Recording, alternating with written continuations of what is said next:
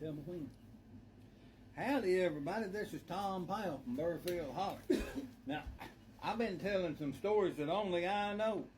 And you think that things happened everywhere else. Most of them had already happened here in Burfield Holler. I'm going to tell you. I tell you about Christmas time, and that's along about the time that they invented inside pumpkin. Now, the boys have been playing pumpkin up on Clem's place. They've been playing pumpkin for 2 or 3 years. And they finally smushed that old pumpkin. But they went out one day, they was wandering through the woods hunting, and they found an old gut, an old stomach, and it was old Fallen Rock said it was probably a buffalo stomach, and it swelled up real big. That thing had bounced way up in the air, and they liked that thing. And they was playing with it up there, and Bessie went outside. She said, "Lordy, boys, you can't play with that old stomach. That's unsanitary." So they give it over to her. She took it inside. What she did was she sewed a pillowcase on it to where it wouldn't be nasty, you know. And she gave it back to them boys. And along a little while later, a few days later, it come a big old snow. And that snow had it where they could not play pumpkin at all outside.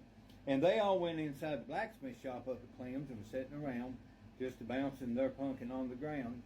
And Clem, he'd had that sawmill, you know, for 2 or 3 years. He'd built 2 or 3 barns, and every one of them he put a loft in to put his hay in. Well, the one over the blacksmith shop, because of all the fire and everything down there in the blacksmith forge, he thought he better not put no hay in it, so they used that for like a ballroom or a social place, and they had prayer meeting there and everything.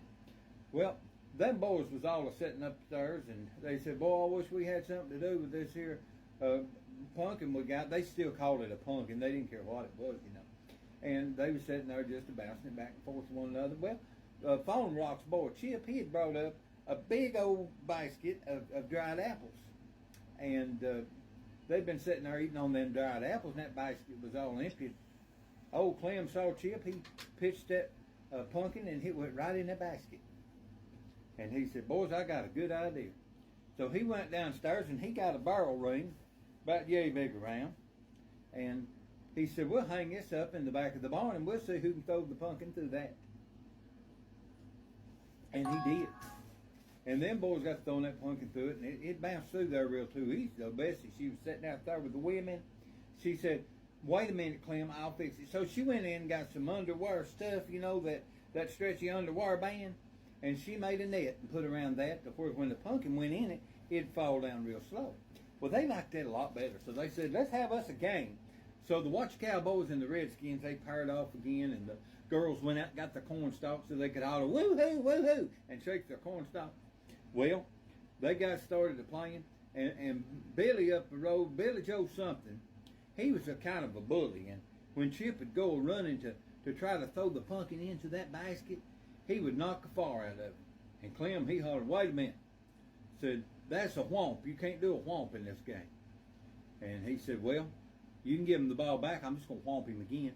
So down through there, and he whomped him again. Clem hollered out, and Fallen Rock was sitting there. Fallen Rock said, "I got a good idea." Said, "What about if they get 5 whomps while they're playing? They can't play no more during that game." And Clem said, "That's a good idea. Let's make that a rule." So they made that a rule. And they also said if you was trying to throw the pumpkin in the basket and you got whomped, you got to throw it 2 times into the basket without nobody guarding you. And they put a mark on the floor out there about 10 foot away where it wouldn't be so easy or so hard. And them boys, they kept right on playing pumpkin. They had the biggest old time. And them girls, they said, "You know, we could play that. We want to play pumpkin, inside pumpkin." They said, "Well, okay." So the girls all run home, changed real quick. I don't know why. But they come back up there. Every one of them had their ball gown on because they said, if we're going to play ball, we got to have a ball gown on. So they went out there, and them girls, they played pumpkin all evening. And every Saturday, from then on, kids would come from around about everywhere up to Clem's barn, and they would go upstairs and they would play inside pumpkin with that old buffalo gut. They didn't know that's what that was. See, she had on a real pretty orange, what do you call that? An orange pillow slip cover. She had an orange pillow slip cover Bessie had sewed on that. And they just kept playing with that till they got gone from Burfield, I guess. It was the funnest time ever was back then, playing inside pumpkin. Now, you thought they invented that out there in Kansas, didn't you? Well, if I'm lying, I'm telling the truth or something, because it got invented right here in Burfield, best I can remember it. It wasn't called basketball though. No, it's called inside punking. And they invented other games too. They'd get down there on the river. All right, it was a creek then, went up through there, and you know Clem had that sawmill, so he had it dammed up and had a pretty good sized pond. And they would play rock, and they would take the rock and the backer sticks, and they would do a sliding all over that pond. They'd hit that rock back and forth and back and forth and back and forth. So all the kids up at Burfield, way back in the long ago, before anybody remembers anything, all the kids up Burfield had the biggest old time of playing pumpkin. And when Christmas time come, they played inside pumpkin. And when it got plumb froze, they played rock.